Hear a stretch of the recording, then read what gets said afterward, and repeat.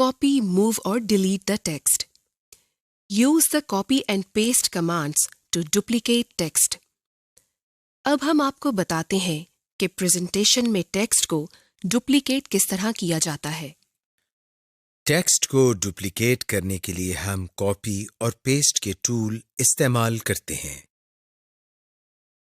मसलन हमने कोई टेक्स्ट लिखा, जैसे वर्चुअल यूनिवर्सिटी।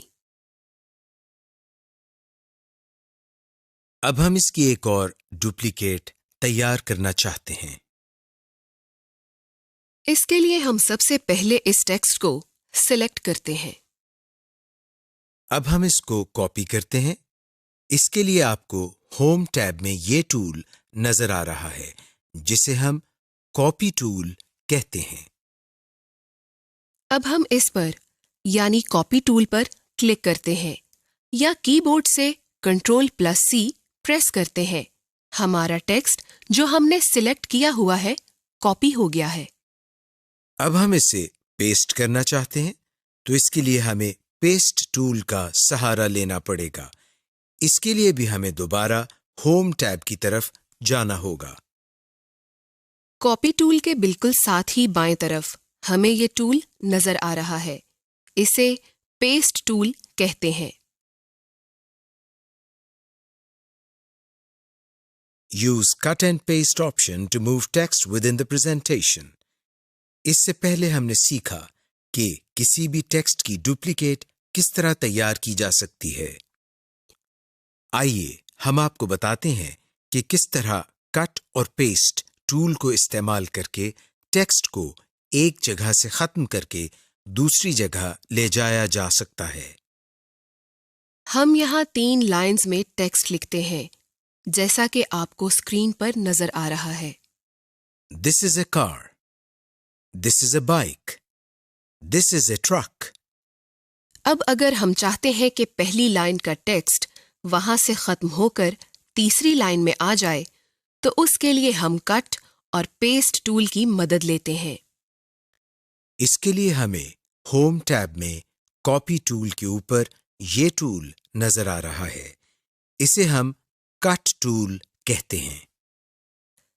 सबसे पहले हम पहली लाइन के टेक्स्ट को सिलेक्ट करते हैं।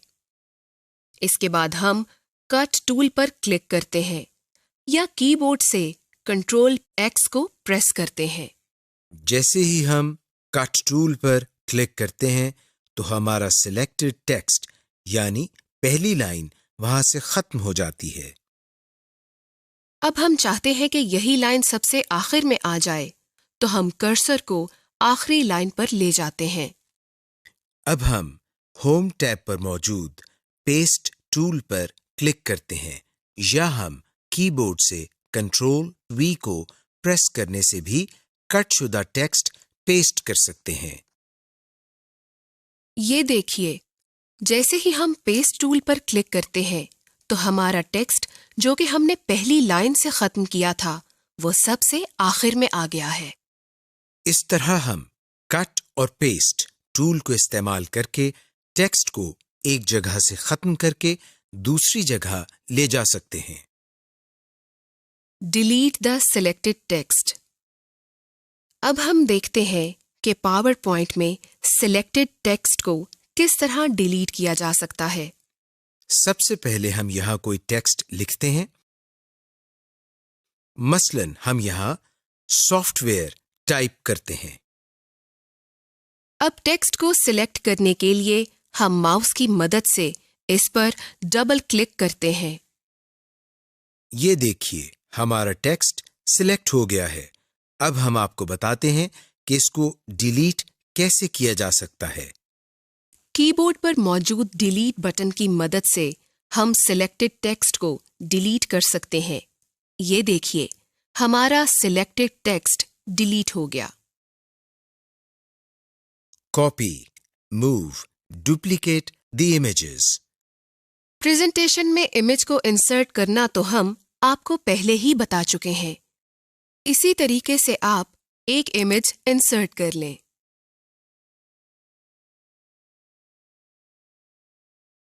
امیج کو ڈپلیکیٹ کرنے کے لیے ہم کاپی اور پیسٹ کے ٹول استعمال کرتے ہیں، جیسا کہ ہم ٹیکسٹ کو ڈپلیکیٹ کرنے کے لیے کرتے ہیں۔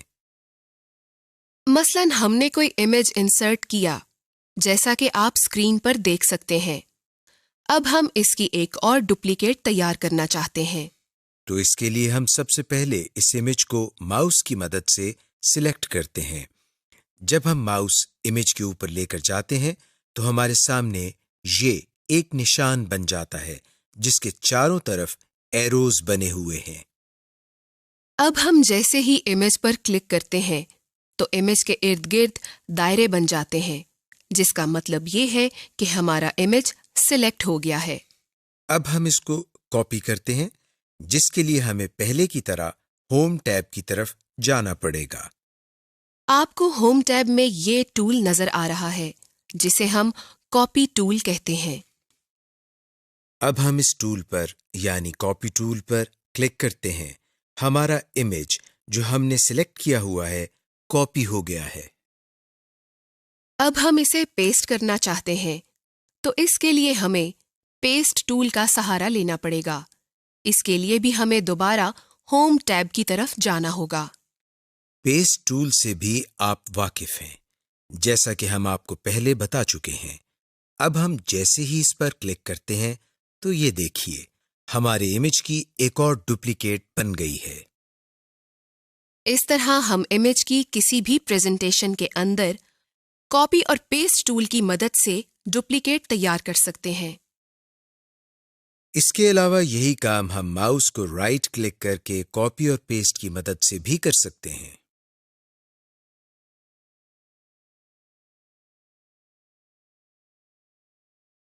Text formatting.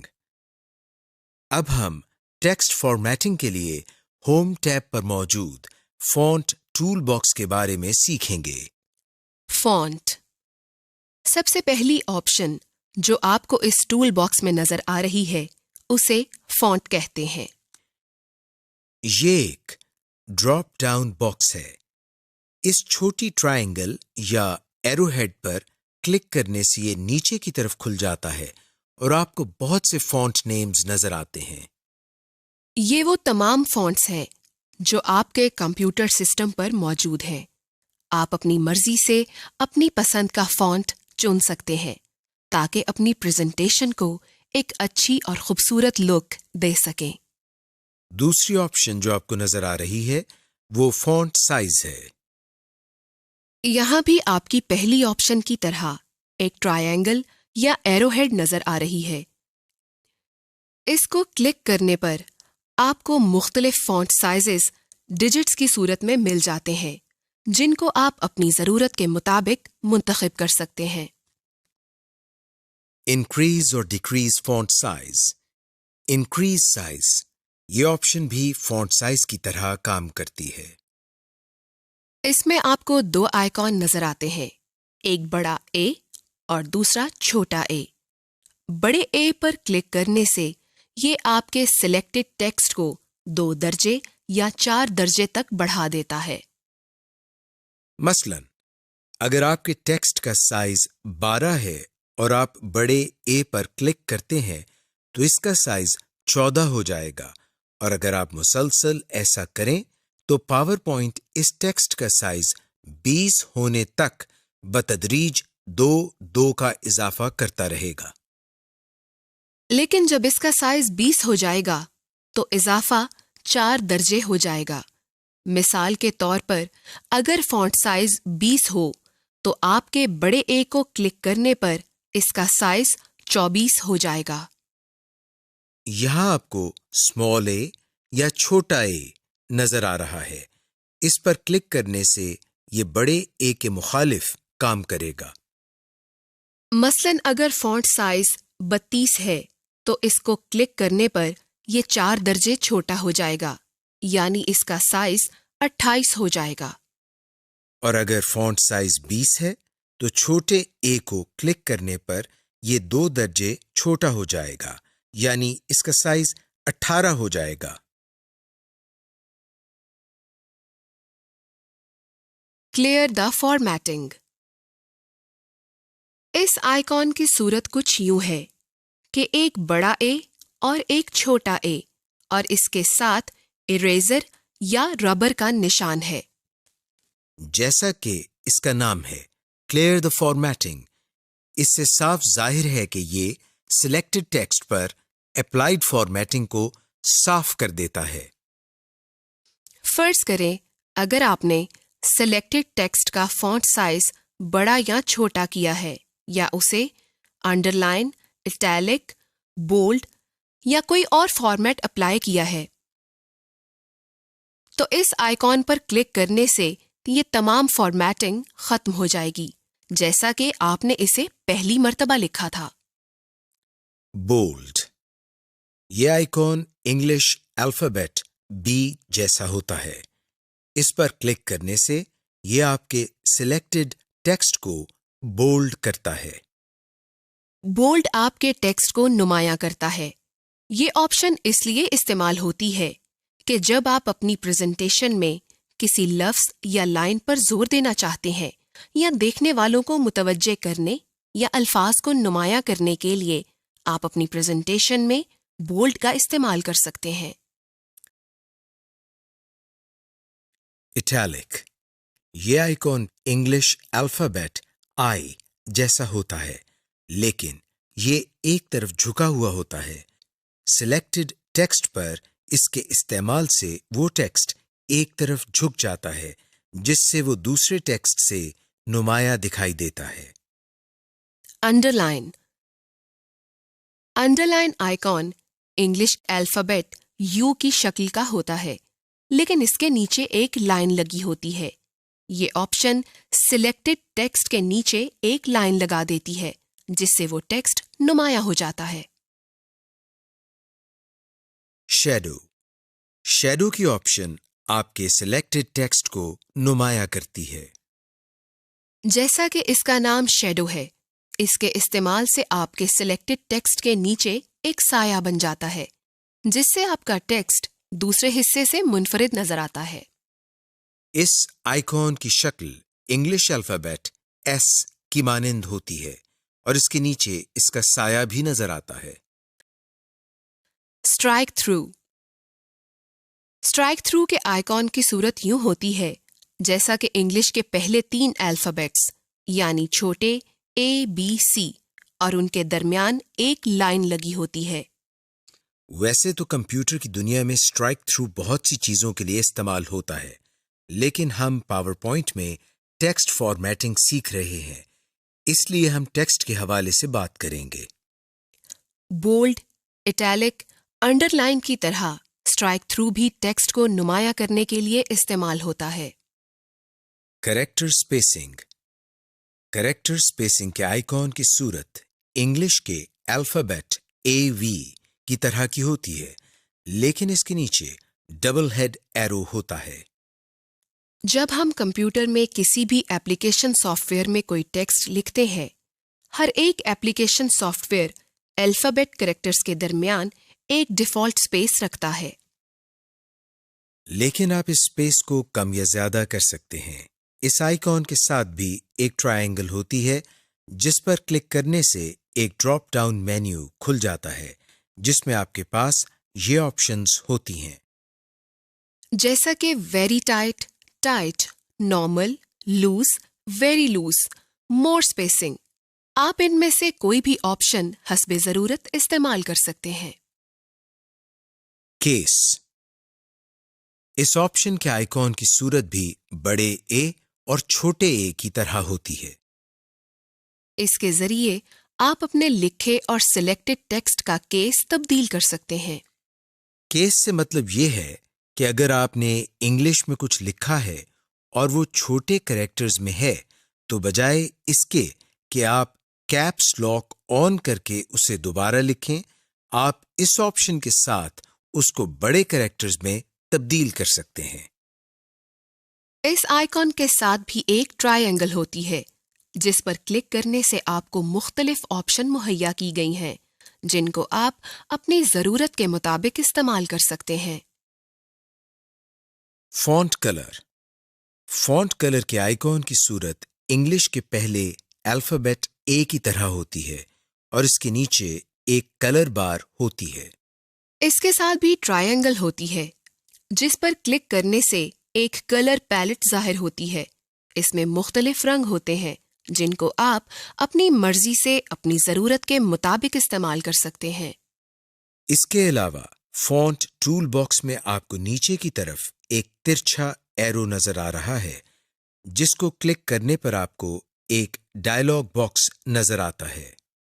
اس میں تقریباً وہ تمام آپشنز ہوتی ہیں جو ہم نے ابھی سیکھی ہیں، صرف 2-3 آپشنز کا اضافہ ہے جنہیں ہم ابھی سیکھیں گے۔ انڈر لائن ٹائپ، اس آپشن میں آپ کو انڈر لائن کے مختلف ڈیزائنز نظر آ رہے ہیں جن کو آپ اپنی ضرورت کے مطابق استعمال کر سکتے ہیں۔ انڈر لائن کلر، اس آپشن میں آپ انڈر لائن کے مختلف رنگوں کا انتخاب کر سکتے ہیں۔ سپرسکرپٹ اینڈ سبسکرپٹ، اگر آپ نے ریاضی کے سوالات یا ایکویشن لکھنی ہو اور اس میں کسی کی پاور یا بیس ویلیو لکھنی ہو تو آپ سپرسکرپٹ اور سبسکرپٹ استعمال کر سکتے ہیں۔ Use spell check for presentation text, اب ہم آپ کو بتاتے ہیں کہ سلائیڈ میں اسپیل چیک پروگرام کو کس طرح استعمال کیا جاتا ہے اور جہاں ضرورت ہو وہاں چینجز کس طرح کی جاتی ہیں۔ مثلاً ہم سلائیڈ میں کوئی لائن لکھتے ہیں جیسے ورچوئل یونیورسٹی آف پاکستان۔ اس لائن میں یونیورسٹی کے سپیلنگز غلط ہیں اور اس کے نیچے ایک سرخ لائن بھی آ گئی ہے۔ ہم آپ کو بتاتے ہیں کہ کس طرح اسپیل چیک پروگرام کو یوز کر کے یہ اسپیلنگ صحیح کر سکتے ہیں۔ اس کے لیے ہم ریویو ٹیب میں سے اسپیلنگ کی کمانڈ پر کلک کرتے ہیں یا کی بورڈ پر موجود F7 کی پریس کرتے ہیں۔ یہ دیکھیے، اسپیلنگ کی کمانڈ پر کلک کرنے سے ہمارے سامنے ایک باکس اوپن ہو گیا ہے جس میں سب سے اوپر ناٹ ان ڈکشنری کے نام سے ایک آپشن نظر آ رہی ہے اور اس کے آگے ایک باکس ہے جس میں ہمیں وہ اسپیلنگ نظر آ رہے ہیں جو کہ غلط ہیں، اور اس سے نیچے ہمیں چینج ٹو کے نام سے ایک آپشن نظر آ رہی ہے جس کے آگے باکس میں صحیح اسپیلنگز دیے گئے ہیں، اور اس کے نیچے ہمیں سجیشنز کے نام سے ایک آپشن نظر آ رہی ہے جس میں ہمیں صحیح اسپیلنگز کے بارے میں سجیشن دی جا رہی ہے۔ اب ہم اگر یہ اسپیلنگ ٹھیک کرنا چاہیں تو اس کے لیے ہمیں چینج کے نام سے ایک بٹن نظر آ رہا ہے، ہم اس پر کلک کرتے ہیں۔ چینج کے بٹن پر کلک کرتے ہی یونیورسٹی کے اسپیلنگ ٹھیک ہو جاتے ہیں اور اس کے نیچے سے سرخ لائن بھی ختم ہو جاتی ہے۔ اس طرح ہم اسپیل چیک پروگرام کو یوز کر کے اپنی ضرورت کے مطابق اسپیلنگز ٹھیک کر سکتے ہیں۔ Graphics and chart,